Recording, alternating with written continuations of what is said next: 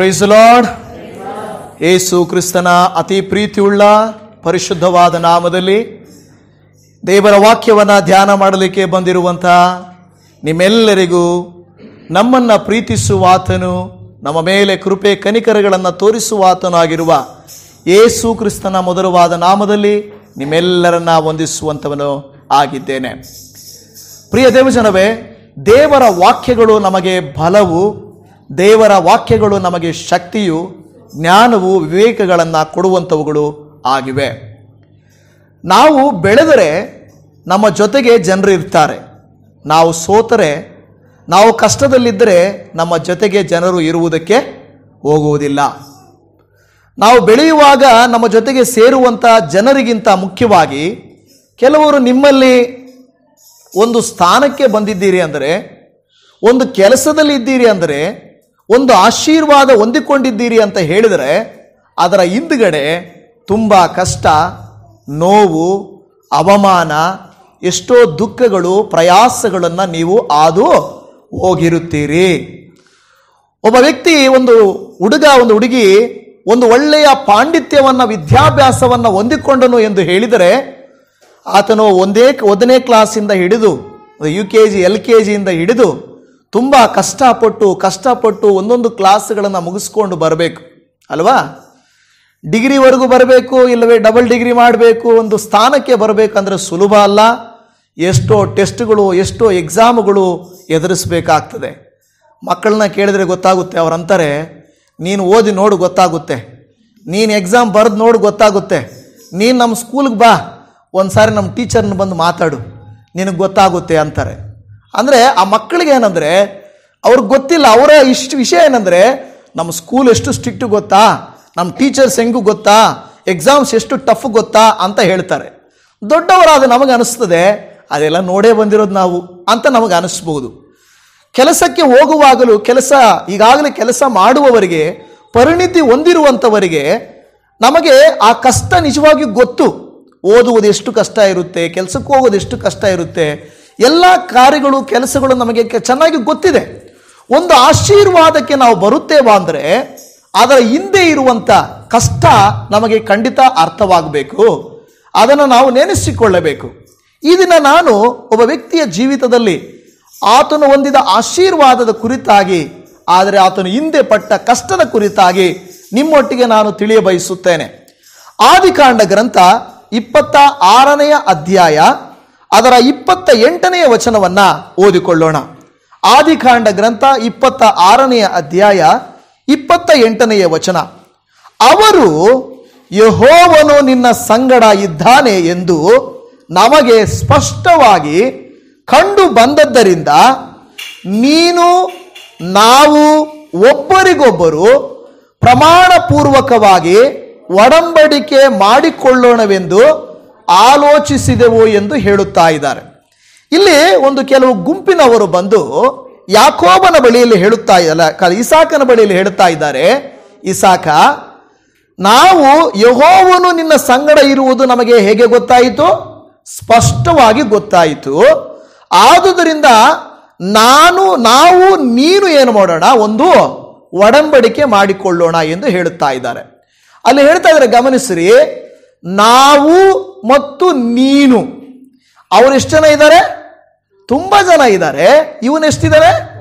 ಒಬ್ಬನೇ ಇದ್ದಾರೆ. ನೋಡಿ, ಅಲ್ಲಿ ಗಮನಿಸಬೇಕು ಒಂದೊಂದು ಪದ ಬೈಬಲ್ ಓದುವಾಗ. ಅವರು ಹೇಳ್ತಾ ಇದ್ದಾರೆ ನಾವು, ನೀನು. ಅದರರ್ಥ ಅವರಲ್ಲಿರುವಂತಹ ಸಂಪತ್ತಿಗಿಂತಲೂ, ಅವರಲ್ಲಿರುವ ಆಶೀರ್ವಾದಕ್ಕಿಂತಲೂ, ಅವರಲ್ಲಿರುವಂಥ ಬೆಳವಣಿಗೆಗಿಂತಲೂ ಈಸಾಕನ ಬಳಿಯಲ್ಲಿ ಜಾಸ್ತಿ ಇರೋದ್ರಿಂದ ಅವ್ರು ಹೇಳ್ತಾ ಇದ್ದಾರೆ, ನಾವೆಲ್ಲರೂ ಒಂದು ಗುಂಪು, ಆದರೆ ನಮಗೆ ನೀನು ಸರಿಸಮಾನ. ಒಡಂಬಡಿಕೆ ಅಂದರೆ ಹೇಗೆ ಇರುತ್ತದೆ? ಒಡಂಬಡಿಕೆ ಅಂದರೆ ನಿಮಗೆ ಗೊತ್ತಾ? ಒಪ್ಪಂದ.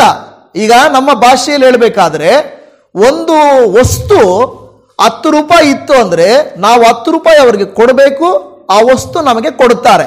ಅಂದರೆ ನಮ್ಮ ಹಣವು ನಾವು ತಗೊಳ್ಳುವ ವಸ್ತು ಏನಾಗಿರಬೇಕು? ಈಕ್ವಲ್ ಆಗಿರಬೇಕು, ಸಮವಾಗಿರಬೇಕು, ಹೆಚ್ಚು ಕಡಿಮೆ ಅಲ್ಲ, ಸಮವಾಗಿರಬೇಕು.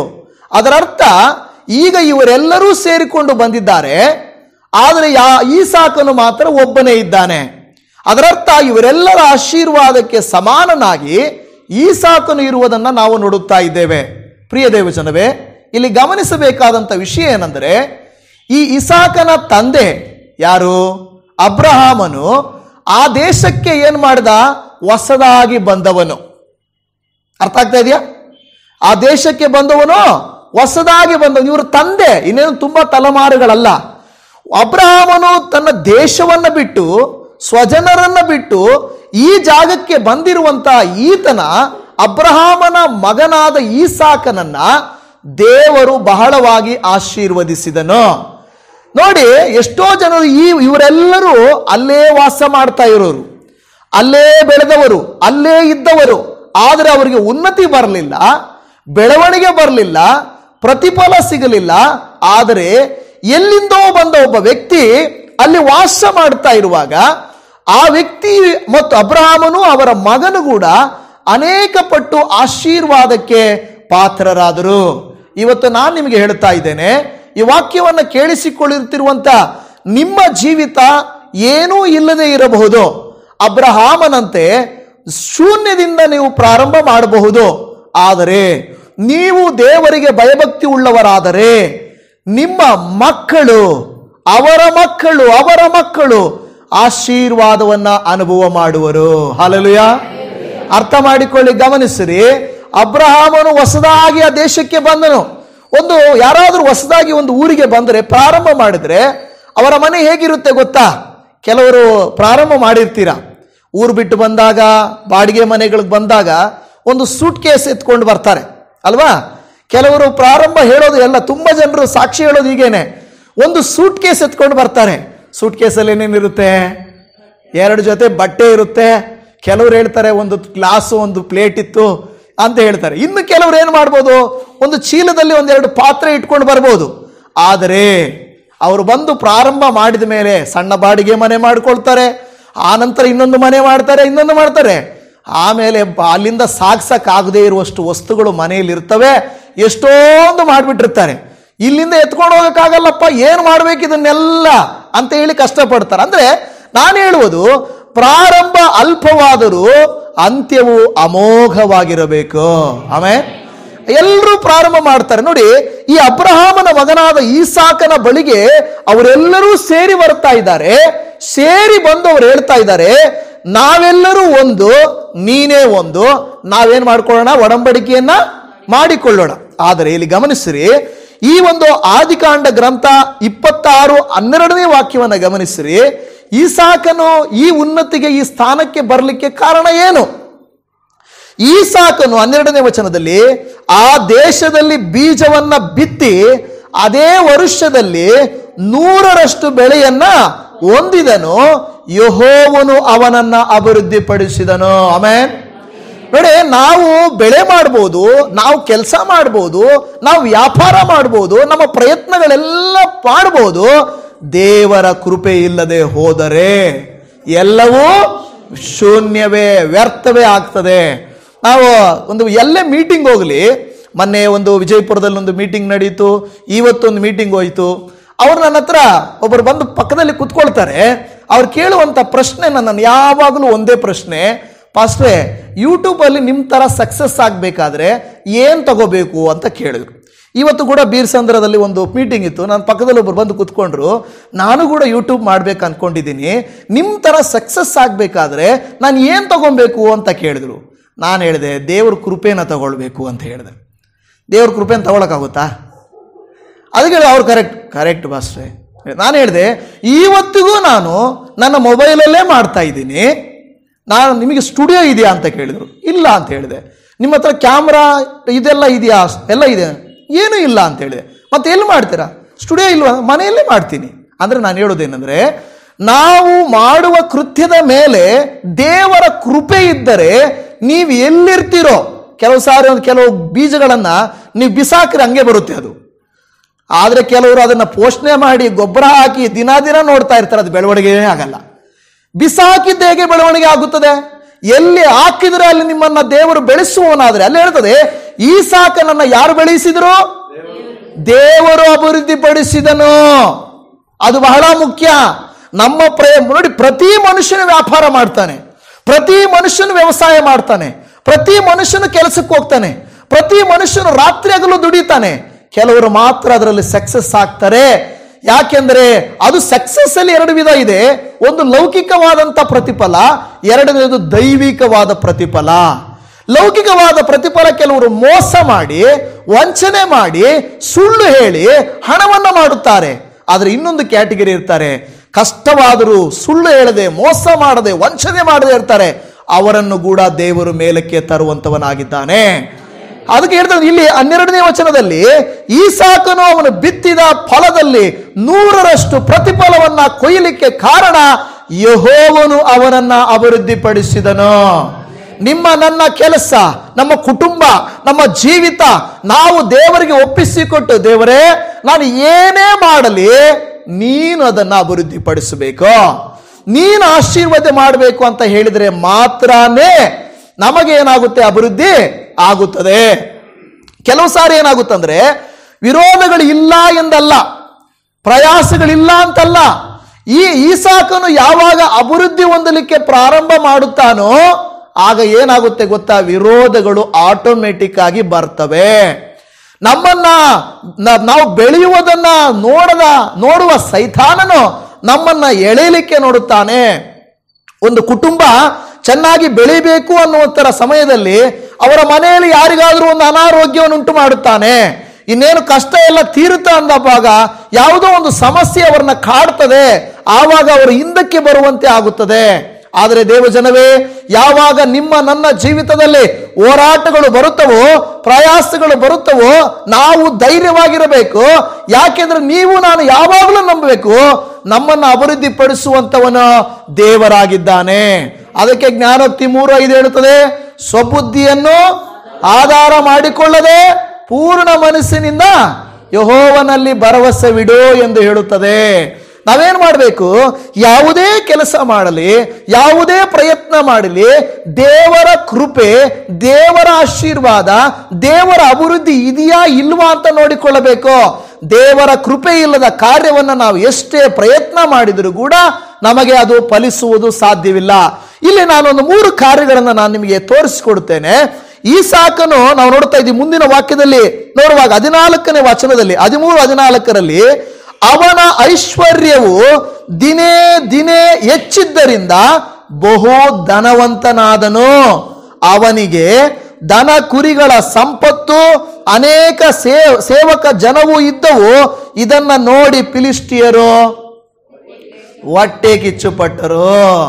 ನೋಡಿ, ಹೊಟ್ಟೆ ಕಿಚ್ಚು ಪಟ್ಟವರು ಅವರ ಹೊಟ್ಟೆಯಲ್ಲಿ ಕಿಚ್ಚು ಇದ್ದೇ ಇರ್ತದೆ. ಹೊಟ್ಟೆ ಕಿಚ್ಚಿದ್ರೆ ಏನಾಗುತ್ತೆ ಗೊತ್ತಾ, ಹೊಟ್ಟೆ ಕಿಚ್ಚು ಇರುವಂತವನ್ನ ಅವ್ರನ್ನ ಅದೇ ಸುಡ್ತದೆ. ಈಗ ನಾನು ಹೊಟ್ಟೆ ಕಿಚ್ಚು ಪಟ್ಟರೆ ಯಾರಿಗೆ ಅದು ತೊಂದರೆ? ನಿಮ್ಮ ಮೇಲೆ ಹೊಟ್ಟೆ ಕಿಚ್ಚು ಪಟ್ಟರೆ ಯಾರಿಗೆ ತೊಂದರೆ? ಅದು ನೀವು ನಿಮ್ಮ ಮೇಲೆ ನಾನು ಹೊಟ್ಟೆ ಕಿಚ್ಚು ಪಟ್ಟರೆ ಯಾರಿಗೆ ಸಮಸ್ಯೆ?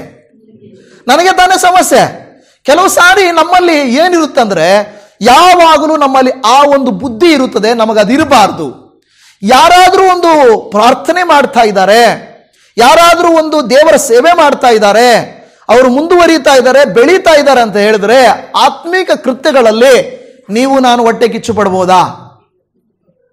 ನೋಡಿ, ಬೇರೆ ಏನೋ ವಿಷಯಗಳಿದ್ರೆ ಓಕೆ, ದೇವರಲ್ಲಿ ಓಕೆ, ದೇವರಿಗೆ ಒಂದು ಒಳ್ಳೆ ಪ್ರಾರ್ಥನೆ ಮಾಡ್ತಾ ಇದ್ದಾರಪ್ಪ, ಅವ್ರನ್ನ ನಾವೇನ್ ಮಾಡಬೇಕು?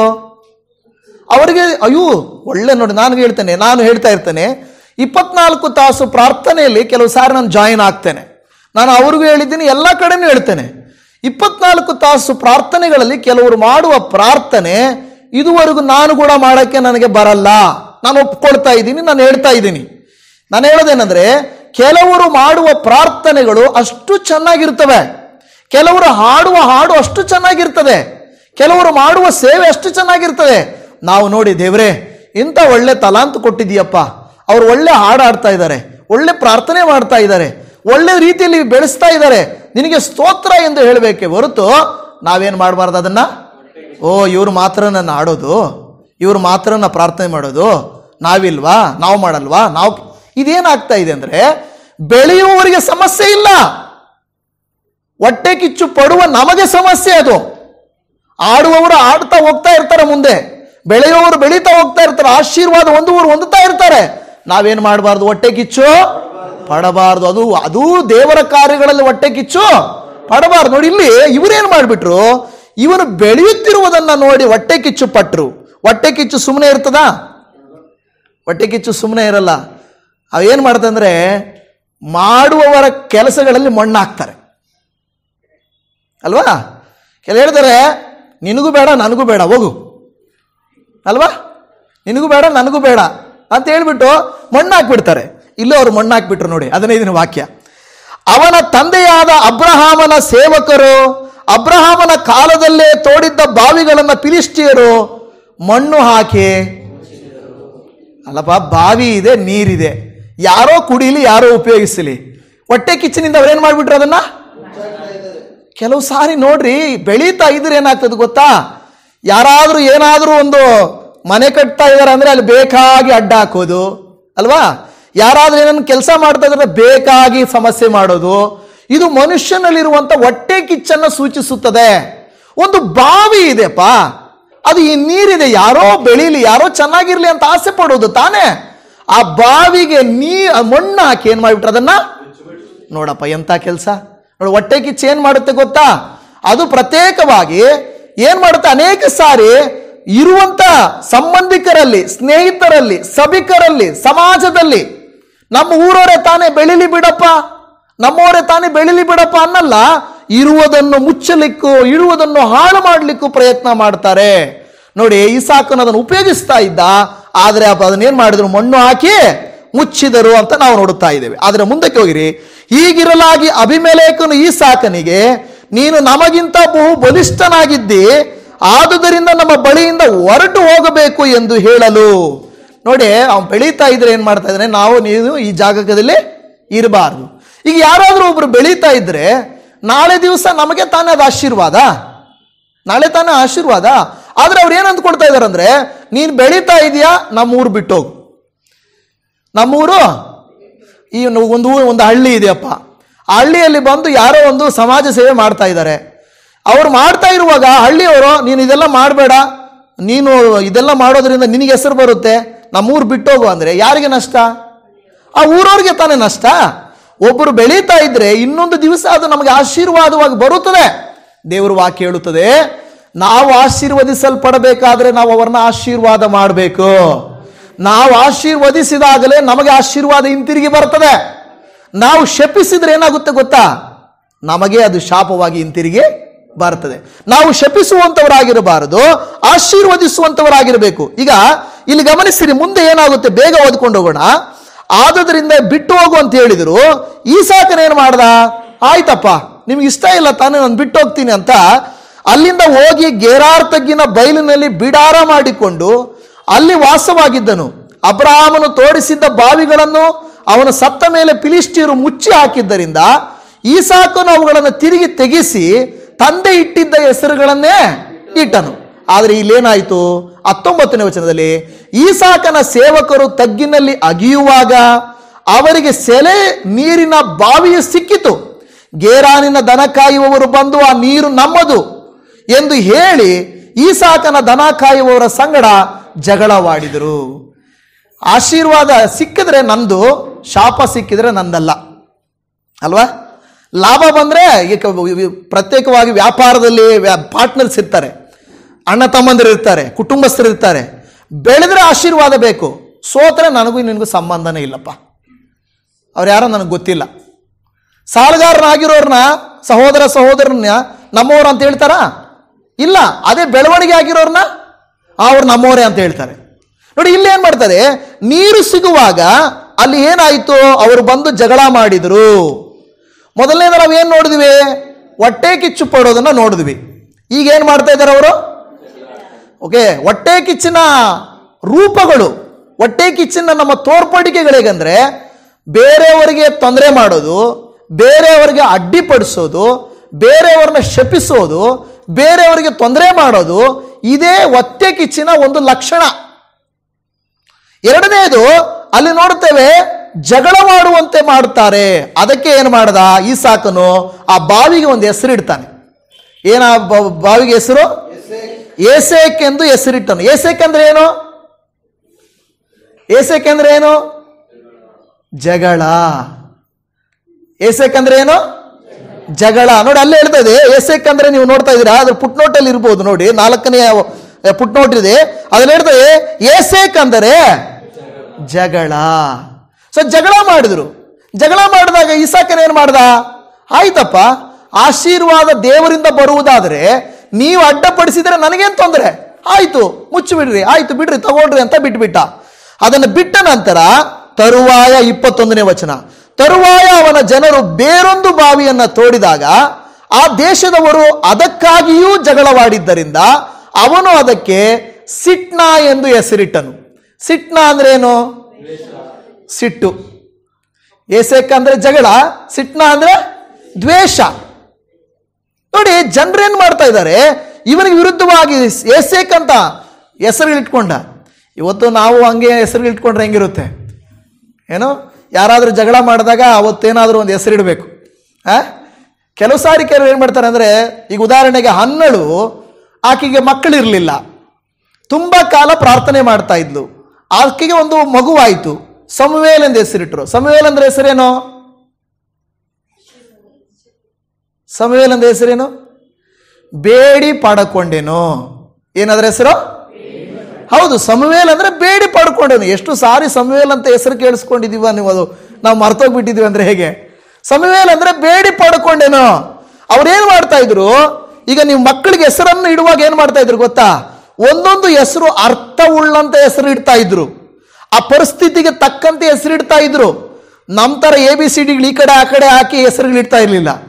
ಅಪ್ಪ ಅಮ್ಮ ಹೆಸರು ನೋಡಿ ಹೇಳ್ತಾರೆ, ಅರ್ಧ ಈ ಹೆಸರು ಅರ್ಧ ಆ ಹೆಸರು ಅಂತ. ಹಂಗಲ್ಲ, ದೇವರ ನಾಮ ಮಹಿಮೆಯನ್ನ ಪ್ರಚುರಪಡಿಸುವಂತೆ ನಮ್ಮ ಮಕ್ಕಳಿಗೆ ಹೆಸರಿಡಬೇಕು. ಆ ಹೆಸರನ್ನ ಕೂಗುವಾಗೆಲ್ಲ ನಮ್ಮ ಹೃದಯ ಇರಬೇಕು, ನಾನು ಎಂತ ಕಣ್ಣೀರಿನಲ್ಲಿದ್ದೆ ಗೊತ್ತಾ, ಎಂತ ಕಷ್ಟದಲ್ಲಿದ್ದೆ ಗೊತ್ತಾ, ಕರ್ತನು ನನ್ನನ್ನ ಕಾಪಾಡಿದನು ಅಂತ ಹೇಳಬೇಕು. ಆದರೆ ಕೆಲವು ಸಾರಿ ಈ ಕಾಲದಲ್ಲಿ ಹೆಂಗಂದ್ರೆ, ಶತ್ರುಗಳ ಹೆಸರನ್ನ ನಾಯಿಗಳಿಗೆ ಇಟ್ಕೊಂತಾರೆ ಅಲ್ವಾ? ಶತ್ರುಗಳ ಹೆಸರು ನಾಯಿಗಳಿಗೆ ಇಟ್ಕೊಂಡು ಮರ್ತೋಗ್ಬಾರ್ದು. ಯಾವತ್ತು ಮರ್ತೋಗ್ಬಾರ್ದು ಅಂದ್ರೆ ನನ್ನ ನಾಯಿಗೆ ಹೆಸರಿಡಬೇಕು. ಆವಾಗ ಹೆಸರನ್ನು ಕೂಗಿದಾಗೆಲ್ಲ ಅವ್ರನ್ನ ಜ್ಞಾಪಕ ಬರ್ತದೆ. ಆ ಕೂಗಿ ಕೂಗಿ ನಿನ್ನ ಮನಸ್ಸೇ, ನಿನ್ನ ಆರೋಗ್ಯ ಹಾಳಾಗುತ್ತೆ ಹೊರತು ಅವ್ರಿಗೇನು ಕಷ್ಟ ಅಲ್ವಾ? ನಾಯಿನ ನಾಯಿ ಬಾಯಿಲೆ ಅನ್ನೋದು, ಅವ್ರನ್ನ ಬೈದಂಗೆ ಇದನ್ನು ಬೈಯೋದು, ಏನು ಪ್ರಯೋಜನ ಬಂತು? ಆ ರೀತಿ ಅಲ್ಲ.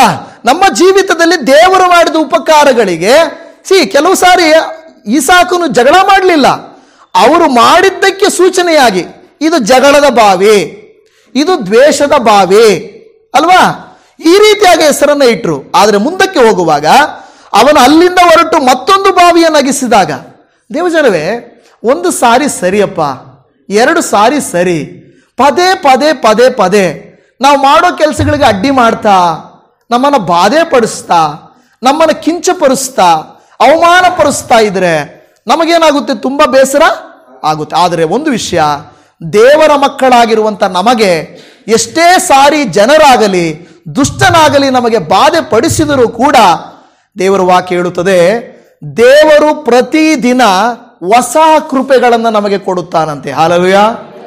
ಏನು ಕೊಡ್ತಾನಂತೆ? ಅದರ ಅರ್ಥ ಏನು ಗೊತ್ತಾ? ಹೊಸ ಕೃಪೆ ಅಂದ್ರೆ ಅರ್ಥ ಏನು ಗೊತ್ತಾ? ಹಳೇದನ್ನ ಮರ್ತು ಬಿಡಬೇಕು. ಏನದು? ನಿನ್ನೆ ಏನ್ ನಡೀತು, ಹೋದ ತಿಂಗಳು ಏನ್ ನಡೀತು, ಹೋದ ವರ್ಷ ಏನ್ ನಡೀತು, ಅದನ್ನ ನಾವು ಜ್ಞಾಪಕ ಮಾಡಿಕೊಳ್ಳಬಾರದು. ಯಾಕೆಂದ್ರೆ ದೇವರು ಪ್ರತಿದಿನ ಹೊಸ ಕೃಪೆಗಳನ್ನ ಕೊಡುತ್ತಾರೆ. ಕೆಲವು ಸಾರಿ ನಾವು ಅಂದುಕೊಳ್ಳುತ್ತೇವೆ, ಅಯ್ಯೋ ನಾನು ಹೋದ ವರ್ಷ ಪ್ರಾರ್ಥನೆ ಮಾಡಿದ್ದೀನಿ, ಹೋದ ತಿಂಗಳೆಲ್ಲ ಪ್ರಾರ್ಥನೆ ಮಾಡಿದ್ದೀನಿ. ಪ್ರಾರ್ಥನೆ ಮಾಡುವುದಕ್ಕೆ ಹೋದ ತಿಂಗಳು ಎಷ್ಟು ಸಾರಿ ಉಪವಾಸ ಮಾಡಿದೆ ಮುಖ್ಯ ಅಲ್ಲ, ಮತ್ತೆ ಹೊಸದಾಗಿ ಪ್ರಾರ್ಥನೆ ಮಾಡಬೇಕು, ಮತ್ತೆ ಹೊಸದಾಗಿ ನಂಬಿಕೆ ಇಡಬೇಕು. ಯಾಕೆಂದ್ರೆ ಮತ್ತೆ ಹೊಸ ಬಲ ಬಂದಿದೆ ನಿಮಗೆ. ನಿನ್ನೆ ನೀವು ತುಂಬಾ ಆಯಾಸಗೊಂಡಿದ್ರಿ, ಹೋದ ವರ್ಷ ತುಂಬಾ ಆಯಾಸಗೊಂಡಿದ್ರಿ. ಆದರೆ ಹೊಸ ದಿನಕ್ಕೆ ನೀವು ಬಂದಾಗ ಮತ್ತೆ ನೀವೇನು ಮಾಡಬೇಕು? ಹೊಸದಾಗಿ ದೇವರಿಗೆ ಸ್ತುತಿ ಮಾಡಬೇಕು, ಹೊಸದಾಗಿ ದೇವರಿಗೆ ಪ್ರಾರ್ಥನೆ ಮಾಡಬೇಕು, ಹೊಸದಾಗಿ ನಾವು ದೇವರಿಗಾಗಿ ಜೀವಿಸಬೇಕು. ನಾವೇನು ಮಾಡಿಬಿಡ್ತೇವೆ? ಹಳೇದನ್ನೆಲ್ಲ ಜ್ಞಾಪಕ ಬರ್ತೇವೆ. ಏನ್ ಸಿಸ್ಟರ್, ಏನ್ ಬ್ರದರ್, ಯಾಕೆ ಚರ್ಚಿಗೆ ಬಂದಿಲ್ಲ ಅಂದ್ರೆ, ಇಷ್ಟು ದಿನ ಬಂದಿದ್ದು ನಿಮ್ಗೆ ಕಾಣಿಸಿಲ್ವಾ ಪಾಸ್ಟ್ರೆ? ಆದರೆ ಅದರ ಅರ್ಥ ಇಷ್ಟು ದಿನ ನಾವು ಬಂದಿದ್ದೀವಲ್ವಾ, ಇನ್ನು ಬರದೇ ಇದ್ದಿದ್ದು ಮಾತ್ರ ನಿಮಗೆ ಜ್ಞಾಪಕ ಇರುತ್ತಾ? ಜನವೇ, ಈ ವಾರ ನಾವು ಬಂದಿದ್ದೀವಿ, ಬರುವ ಭಾನುವಾರ ನಾನು ನೀವು ಇರ್ತೀವೋ ಇಲ್ವೋ ನನಗೆ ಗೊತ್ತಿಲ್ಲ. ಇರುವಾಗ ನಾವು ಬರಬೇಕಲ್ವಾ? ಆರೋಗ್ಯ ಇರುವಾಗ ಬರಬೇಕಲ್ವಾ? ಶಕ್ತಿ ಇರುವಾಗ ಬರಬೇಕಲ್ವಾ? ನಾವೇನು ಮಾಡ್ಬಿಡ್ತೀವಿ, ಹಳೇದನ್ನು ನೆನೆಸ್ಕೊಳ್ತಾ ಇರ್ತೀವಿ. ನಾನು ಎಷ್ಟು ಮಾಡಿಲ್ಲ, ನಾನು ಎಷ್ಟು ಇದು ಮಾಡಿಲ್ಲ. ನಾವು ಆ ರೀತಿ ಮಾಡಬಾರ್ದು. ಯಾಕೋಬನೇನು ಮಾಡ್ದ ಗೊತ್ತಾ? ಅವರು ಜಗಳ ಮಾಡ್ತಾ ಇದ್ದಾಗೆಲ್ಲ ಬಿಟ್ಟು ಮುಂದಕ್ಕೆ ಹೋಗ್ತಾ ಇದ್ದ, ನಿಂತ್ಕೊಳ್ಳಲಿಲ್ಲ ಜಗಳ ಮಾಡಲಿಕ್ಕೆ, ಅವರ ಹಾಗೆ ಹೊಟ್ಟೆ ಕಿಚ್ಚು ಮಾಡಲಿಕ್ಕೆ ಪ್ರಯತ್ನ ಮಾಡಲಿಲ್ಲ. ಇವತ್ತು ದೇವರ ಮಕ್ಕಳಾಗಿರುವಂಥ ನಮಗೆ ದೇವರು ಕಲಿಸುವುದೇನೆಂದರೆ, ಅವರು ನಂಬಿರುವುದು ಅನ್ಯ ದೇವರುಗಳನ್ನ, ಸತ್ಯ ದೇವರವರಿಗೆ ಗೊತ್ತಿಲ್ಲ. ಜಗಳ ಮಾಡಬಾರ್ದು, ದ್ವೇಷ ಮಾಡಬಾರ್ದು, ಹೊಟ್ಟೆ ಕಿಚ್ಚು ಪಡಬಾರ್ದು ಅಂತ ಅವರಿಗೆ ಗೊತ್ತಿಲ್ಲ, ಅದನ್ನು ಮುಂದುವರಿಸ್ತಾ ಇದ್ದಾರೆ. ಆದರೆ ನಾವು ದೇವರ ಮಕ್ಕಳು, ನಾವು ಅದನ್ನೇನು ಮಾಡಬಾರ್ದು, ಮುಂದುವರಿಸಬಾರದು. ಯಾಕೆ ಗೊತ್ತಾ? ಪ್ರತಿದಿನ ನಮಗೆ ದೇವರೇನು ಮಾಡ್ತಾ ಇದ್ದಾನೆ? ಹೊಸ ಕೃಪೆಗಳನ್ನು ಕೊಡ್ತಾ ಇದ್ದಾನೆ. ಹಾಲೆಲೂಯಾ. ಹೊಸ ಕೃಪೆಗಳು ನಿಮಗೆ ಬೇಕಾ? ಹೊಸ ಬಲ ಬೇಕಾ? ಹೊಸದಾದಂಥ ಜೀವಿತ ಬೇಕಾ? ಹೊಸದಾದ ಆಶೀರ್ವಾದಗಳು ಬೇಕಾ? ದೇವರ ನಾಮದಲ್ಲಿ ನಾವು ಒಪ್ಪಿಸಿಕೊಡುವಾಗ ದೇವರು ಹೊಸದಾದ ಕೃತ್ಯಗಳನ್ನು ನಮಗೋಸ್ಕರ ಆತನು ಮಾಡುವಂಥವನಾಗಿದ್ದಾನೆ. ದೇವರು ಹೇಳ್ತಾನೆ, ಹಳೆಯ ಕಾರ್ಯಗಳನ್ನು, ಹಳೆಯ ಸಂಗತಿಗಳನ್ನು ಮರೆತು ಬಿಡು, ನಿಮ್ಮ ಜೀವಿತದಲ್ಲಿ ಹೊಸ ಕಾರ್ಯಗಳನ್ನು ನಾನು ಮಾಡುತ್ತೇನೆ. ನಾವು ಹಳೆಯದನ್ನೆಲ್ಲ ಇಟ್ಕೊಂಡು ದೇವರೇ ನನಗೆ ಹೊಸದು ಮಾಡಿದ್ರೆ ಖಂಡಿತ ಮಾಡಲ್ಲ, ಖಂಡಿತ ಮಾಡಲ್ಲ. ನಾನು ಹೇಳ್ತಾ ಇದ್ದೀನಿ, ನಮ್ಮ ಜೀವಿತದಲ್ಲಿರುವಂತಹ ಹಳೆಯ ಸ್ವಭಾವಗಳು, ಹಳೆಯ ದ್ವೇಷಗಳು, ಹಳೆಯ ಹೊಟ್ಟೆ ಕಿಚ್ಚುಗಳು, ಹಳೆಯ ಜಗಳಗಳು, ಹಳೆಯ ಮನಸ್ತಾಪಗಳು, ಇದನ್ನೆಲ್ಲ ನಾವು ಹೊರಗಟ್ಟುವಾಗ ದೇವರು ಕ್ರಿಯೆ ಮಾಡಲಿಕ್ಕೆ ಪ್ರಾರಂಭ ಮಾಡ್ತಾರೆ. ಖಂಡಿತ ಜ್ಞಾಪಕ ಇಟ್ಕೊಳ್ಳಿ, ದೇವ್ರ ಕ್ರಿಯೆ. ಈಗ ಏನಾಯ್ತು? ಇಷ್ಟು ಜಗಳ ಮಾಡಿದ ಮೇಲೆ ಅದೆಲ್ಲ ಬಿಟ್ಟು ಬಂದುಬಿಟ್ಟನು. ಅವನು 22ನೇ ವಚನದಲ್ಲಿ ಕೊನೆಯಲ್ಲಿ, ಅವನು ಈಗ ಯೆಹೋವನು ನಮಗೋಸ್ಕರ ಸ್ಥಳ ಮಾಡಿದ್ದಾನಾದ್ದರಿಂದ ಅಭಿವೃದ್ಧಿಯಾಗುವವು ಎಂದು ಹೇಳಿದನು. ಹೇಳಿದಾನೆ, ಅದನ್ನು ಕಿತ್ಕೊಂಡ್ರೆ ಏನಪ್ಪ? ನಮಗೆ ದೇವರು ಹೊಸ ಸ್ಥಳವನ್ನು ಇಟ್ಟಿದ್ದಾರೆ, ಹೊಸ ಆಶೀರ್ವಾದವನ್ನು ಇಟ್ಟಿದ್ದಾರೆ, ಹೊಸದಾದ ಕೃಪೆಗಳನ್ನು ಇಟ್ಟಿದ್ದಾರೆ ಎಂದು ಹೇಳಿ ಈಸಾಕನು ಅವನ ಸೇವಕರನ್ನು ಉತ್ತೇಜನ ಮಾಡ್ತಾನೆ. ಚಿಂತೆ ಮಾಡಬೇಡ್ರಿ. ನೋಡಿ, ಬಾವಿ ಅಗಿಯೋದು ತುಂಬ ಕಷ್ಟ ಅಲ್ವಾ? ಬಾವಿ ಅಗಿಯೋದು ಕಷ್ಟ. ಬಾವಿ ಅಗಿದವ್ರ ಅನುಭವ ಯಾರು ಇದ್ದಿರೋ ಇಲ್ಲ ಗೊತ್ತಿಲ್ಲ. ಹಳೇ ಕಾಲದವ್ರು ಅಗಿತಾ ಇದ್ರು, ನಾವ್ಯಾರೋ ಅಗದಿಲ್ಲ ಅಂದ್ಕೊಳ್ತೀವಿ. ಓಕೆನಾ? ಬಾವಿ ಅಗಿದು ಆಳಕ್ಕೆ ಅಗಿದು ಮಣ್ಣು ಮೇಲಕ್ಕೆ ಎತ್ತಿ ನೀರು ಸಿಕ್ಕಿದಾಗ ಯಾರಾದ್ರೂ ಬಂದು ಕಿತ್ಕೊಂಡ್ರೆ ಹೆಂಗಿರುತ್ತೆ? ನೀರು ಸಿಕ್ಕಿದಾಗ. ಅದರ ವಿಶೇಷತೆ ಏನಂದ್ರೆ, ಸರಿನಪ್ಪ, ಇವರು ಬಾವಿ ಕಿತ್ಕೊಳ್ಳೋ ಬದಲು ಅವರೇ ಬಾವಿ ಅಗಿಬೋದಾಗಿತ್ತು ತಾನೆ. ಆದರೆ ವಿಶೇಷತೆ ಏನಂದ್ರೆ, ಅವರು ಬಾವಿ ಆಗಿದ್ರೆ ನೀರು ಸಿಗ್ತಾ ಇಲ್ಲ, ಇವರು ಬಾವಿ ಆಗಿದ್ರೆ ನೀರು ಸಿಗ್ತಾ ಇದೆ. ಅದಕ್ಕೆ ಏನು ಸುಲಭವಾಗಿ ಕಿತ್ಕೊಳ್ತಾ ಇದ್ದಾರೆ. ಕೆಲವು ಸಾರಿ ಬಲಹೀನರನ್ನ ಒಳ್ಳೆತನವನ್ನು ಹಾಗೇನೆ, ನಾವು ಒಳ್ಳೆಯವರು ಆಗ್ತಾ ಇದ್ರೆ ಏನು ಮಾಡ್ತಾರೆ ಗೊತ್ತಾ? ನಮ್ಮ ಹತ್ರ ಕಿತ್ಕೊಂಡು, ಹೌದಾ ಇಲ್ವಾ? ಅರ್ಥ ಆಗ್ತಾ ಇದೆಯಾ? ನಾವು ಒಳ್ಳೆಯವರಾದಷ್ಟು ನಮ್ಮ ಹತ್ರ ಕಿತ್ಕೊಂಡು. ಆದರೆ ಒಂದು ವಿಷಯ ಜ್ಞಾಪಕ ಇಟ್ಕೊಳ್ಳಿ, ನಿಮ್ಮ ಹತ್ರ ಎಷ್ಟು ಕಿತ್ಕೊಂಡು ತಿಂತಾರೋ, ನೀವು ಸುಮ್ಮನೆ ಇದ್ದರೆ, ಅಂದರೆ ನೀವು ಬಿಟ್ಟರೆ, ನಿಮಗೆ ಆಶೀರ್ವಾದ ದೇವರು ಕೊಡ್ತಾನೆ. ಅಯ್ಯೋ ನನ್ನ ಕಿತ್ಕೊಂಡು ತಿಂದರೆ ಅವರು ಹಿಂಗಿದ್ದಾರೆ, ಅವ್ರು ಚೆನ್ನಾಗಿ, ಹಂಗೆ ಅಂದ್ಕೊಂಬೇಡ್ರಿ. ನೀವು ಮಾಡೋ ಕೆಲಸ ಮಾಡಿದ್ದೀರಾ ತಾನೇ, ನೀವು ಕೊಡೋದು ಕೊಟ್ಟಿದ್ದೀರಾ ತಾನೇ, ನಿಮ್ಮ ಕೆಲಸ ಆಗಿದೆ. ಆದ್ರಿಂದ ದೇವರು ನಿಮ್ಮನ್ನು ಆಶೀರ್ವಾದ ಮಾಡ್ತಾರೆ. ನಿಮ್ಮನ್ನು ಕಿತ್ಕೊಂಡು ತಿನ್ಲಿ, ನಿಮ್ಮ ಹತ್ರ ಕಿತ್ಕೊಂಡಷ್ಟು ದೇವರು ನಿಮಗೆ ತುಂಬಿಸ್ತಾ ಇರ್ತಾನೆ. ಅದರಿಂದ ನೀವು ಚಿಂತೆ ಮಾಡಬೇಡಿ. ಅಯ್ಯೋ ನನ್ನ ಹತ್ರ ಕಿತ್ಕೊಳ್ತಾ ಇದ್ದಾರೆ, ನನ್ನನ್ನು ಉಪಯೋಗಿಸ್ಕೊಳ್ತಾ ಇದ್ದಾರೆ, ನನ್ನನ್ನು ತೆಗೆದುಕೊಳ್ತಾ ಇದ್ದಾರೆ, ಚಿಂತೆ ಮಾಡಬೇಡ್ರಿ. ದೇವರು ಹೇಳ್ತಾನೆ, ನೀವು ಕೊಡ್ತಾ ಇದ್ರೆ ದೇವರು ನಿಮಗೆ ಕೊಡ್ತಾ ಇರ್ತಾನೆ ಅಷ್ಟೇ. ಈಗ ಇವನೇನು ಮಾಡ್ತಾ ಇದ್ದಾನೆ? ಒಂದೊಂದು ಬಾವಿಯನ್ನು ಅಗಿಯೋದು, ಅವರಿಗೆ ಕೊಡೋದು. ಇಲ್ಲಿ ಬಂದಾಗ ಏನು ಮಾಡ್ತಾನೆ? ಆ ಸ್ಥಳಕ್ಕೆ ನೋಡಿ, ಈಗ ಯೆಹೋವನು ನಮಗೋಸ್ಕರ ಸ್ಥಳ ಮಾಡಿದ್ದಾನಾದ್ದರಿಂದ ಅಭಿವೃದ್ಧಿಯಾಗುವು ಎಂದು ಹೇಳಿ ಅದಕ್ಕೆ ರೆಹೋಬೋತ್ ಎಂದು ಹೆಸರಿಟ್ಟರು. ರೆಹೋಬೋತ್ ಅಂದ್ರೆ ಏನು? ಇವಾಗ ಕಂಡ್ಕೊಂಡು ಬಿಟ್ಟಿದ್ದೀರಾ ಉತ್ತರ ಹೇಳೋದು ಕೆಳಗಡೆ ನೋಡ್ಕೊಂಡು. Very good. ಈ ರೆಹೋಬೋತ್ ಅಂದ್ರೆ ಏನು? ಹಾಗಾದ್ರೆ ಇಲ್ಲಿ ನೋಡಿದ್ರೆ ಹೇಳ್ರಿ. ಇವಾಗ ಏಸೆಕ್ ಎಂಬ ಬಾವಿಯ ಅರ್ಥ ಏನು? ಏಸೆಕ್ ಅಂದ್ರೆ ಏನು? ಸಿಟ್ನ ಅಂದ್ರೆ ಏನು?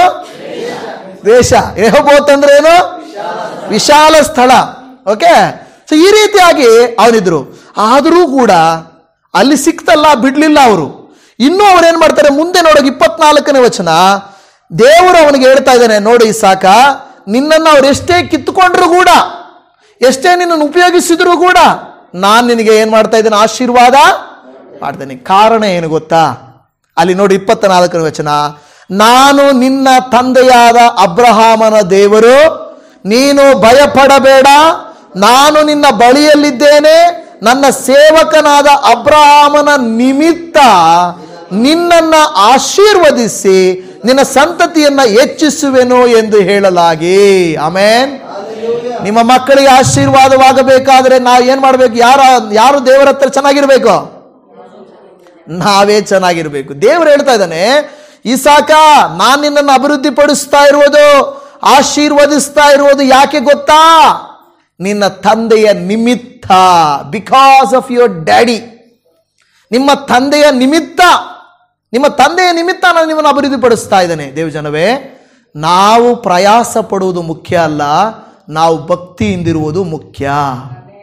ದೇವರಿಗೆ ಇಷ್ಟರಾಗಿ ಜೀವಿಸುವುದು ಮುಖ್ಯ, ದೇವರಿಗೆ ಹತ್ತಿರವಾಗಿ ಜೀವಿಸುವುದು ಮುಖ್ಯ. ನಾನು ಕಷ್ಟಪಟ್ಟು ದುಡ್ಡು ಮಾಡಿಡ್ತೀನಿ, ನಾನು ಕಷ್ಟಪಟ್ಟು ಆಸ್ತಿ ಮಾಡಿಡ್ತೀನಿ, ನನಗೆ ಹಂಗೆ ಕಟ್ಕೊಡ್ತೀನಿ, ಹಿಂಗೆ ಕೊಟ್ಕೊಡ್, ಇದಲ್ಲ.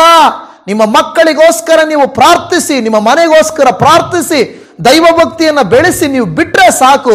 ದೇವರು ಹೇಳ್ತಾನೆ, ನನ್ನ ಮಗಳ ಭಕ್ತಿಯನ್ನು ನಾನು ನೋಡಿ, ನನ್ನ ಮಗಳ ದೈವಿಕತೆಯನ್ನು ನಾನು ನೋಡಿ, ನನ್ನ ಮಗಳ ಒಳ್ಳೆತನವನ್ನು ನೋಡಿ, ನನ್ನ ಮಗನ ಒಳ್ಳೆತನವನ್ನು ನಾನು ನೋಡಿ ನಿನ್ನ ಮಕ್ಕಳನ್ನು ಆಶೀರ್ವದಿಸ್ತೇನೆ ಎಂದು ದೇವರು ಹೇಳ್ತಾ ಇದ್ದಾನೆ. ನಾವು ನೆನಪಿನಲ್ಲಿ ಇಟ್ಕೊಳ್ಬೇಕು, ನಾವೇನು ಮಾಡಿರಕ್ಕಾಗದೆ ಹೋದರೂ ಕೂಡ ದೇವರು ನಮಗಾಗಿ ಮಾಡಿಡುತ್ತಾನೆ. ನಮ್ಮ ತಂದೆ ತಾಯಿಗಳು ಅಷ್ಟು ಭಕ್ತಿಯಲ್ಲಿ ಇರಲಿಲ್ಲ ಅಲ್ವಾ? ಒಂದು ವೇಳೆ ನಿಮ್ಮ ತಂದೆ ತಾಯಿಗಳು ಹಿರಿಯರಿದ್ದೀರಿ, ಈಗಿರುವಂಥ ತಂದೆ ತಾಯಿಗಳು ಓಕೆ, ಅದಕ್ಕಿಂತ ಪೂರ್ವದಲ್ಲಿ ನಮ್ಮ ತಂದೆ ತಾಯಿಗಳು ನಮಗೆ ಭಕ್ತಿ ಕಲಿಸಲಿಲ್ಲ, ದೈವ ಭಕ್ತಿಲಿರಲಿಲ್ಲ. ಅವರು ಪಾಪದಲ್ಲಿದ್ದರು, ವಿಗ್ರಹಾರಾಧನೆಯಲ್ಲಿದ್ದರು, ಕೆಟ್ಟತನದಲ್ಲಿದ್ದರು, ಅವರಿಗೆ ದೈವ ಭಕ್ತಿ ಇಲ್ಲ, ದೇವರ ಬಗ್ಗೆ ಗೊತ್ತಿಲ್ಲ. ನಮಗಾದರೂ ಗೊತ್ತಾಯ್ತಲ್ವಾ? ಈಗ ನಾವೇನು ಮಾಡಬೇಕು? ನಾವು ದೇವರಿಗೆ ಇಷ್ಟರಾಗಿ ನಡ್ಕೊಳ್ಳುವುದಾದರೆ ಅದರ ಪ್ರತಿಫಲ ನಮ್ಮ ಮಕ್ಕಳ ಜೀವಿತದಲ್ಲಿ, ನಮ್ಮ ಮನೆಯವರ ಜೀವಿತದಲ್ಲಿ ಅದು ಗೊತ್ತಾಗುತ್ತದೆ. ಬೇಕಾ ಬೇಡವಾ ಆಶೀರ್ವಾದ?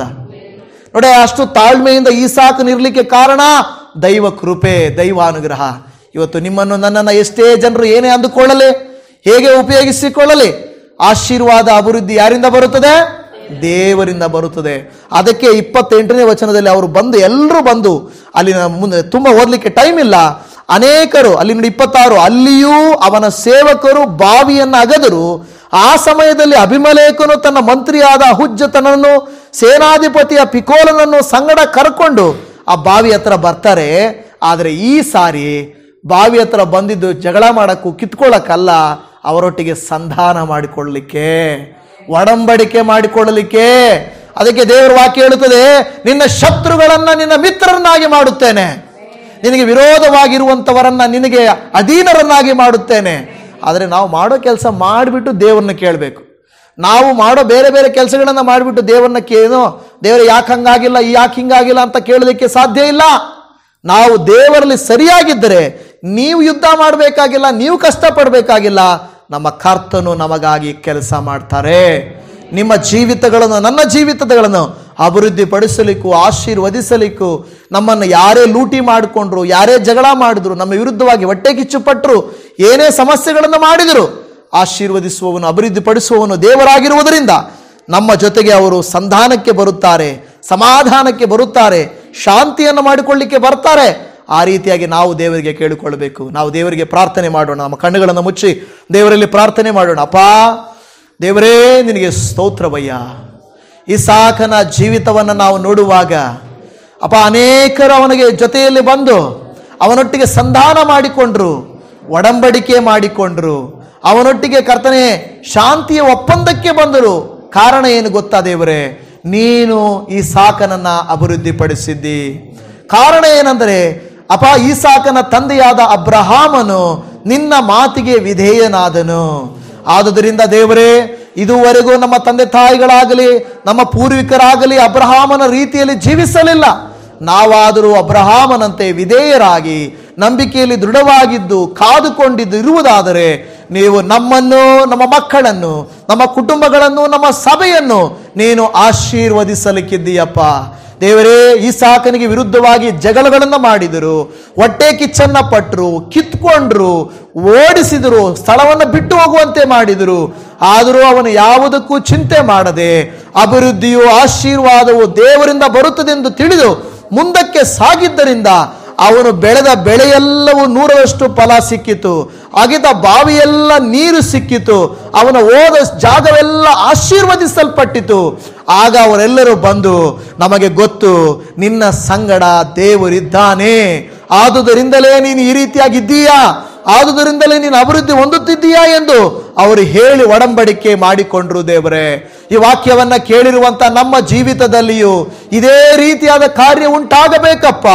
ನೀವು ನಮ್ಮ ಸಂಗಡ ಇದ್ದೀರೆಂದು ನಮಗೆ ವಿರುದ್ಧವಾಗಿ ಜಗಳ ಮಾಡುವ, ಹೊಟ್ಟೆ ಕಿಚ್ಚು ಪಡುವ, ದ್ವೇಷ ಮಾಡುವ, ವಿರೋಧ ಮಾಡುವ, ಹಿಂಸೆ ಪಡಿಸುವಂತ ಎಲ್ಲರೂ ನಮಗೆ ಮಿತ್ರರಾಗಬೇಕು, ನಮಗೆ ಕರ್ತನೇ ದೇವರೇ ನಮ್ಮ ಜೊತೆಗಾರರಾಗಬೇಕು.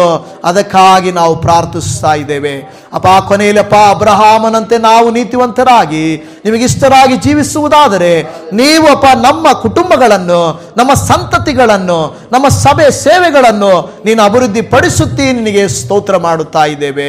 ವಾಕ್ಯದ ಮೂಲಕವಾಗಿ ನಮ್ಮೊಟ್ಟಿಗೆ ನೀವು ಮಾತನಾಡಿದ್ದೀರೆಂದು ನಾವು ನಂಬುತ್ತಾ ಇದ್ದೇವೆ ಅಪ್ಪ. ನಮಗೆ ತೊಂದರೆ ಪಡಿಸುವ, ಅಡ್ಡಿಯಾಗಿರುವ ಪ್ರತಿ ಕಾರ್ಯಗಳನ್ನ ನೀನು ಲಯಪಡಿಸು.